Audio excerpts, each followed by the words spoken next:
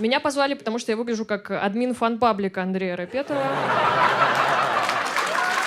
Мало кто знает, что Андрей переехал в Казахстан только потому, что кое-кто решил убить соседей, что мешают спать. Андрей очень прогрессивный. Например, он сортирует мусор или, как он говорит, работает над материалом. Я знаю, о чем говорю, потому что я работаю с автором Андрея Рапетова, и вы не представляете, сколько он ебал мне мозг, чтобы вы смеялись. Это просто кошмар. Андрею нужен соавтор вообще по одной единственной причине, потому что Андрей очень душный, хотя ни в чем не разбирается. Андрей из тех людей, которые подходят и говорит, так неправильно говорить, и не говорит, как правильно.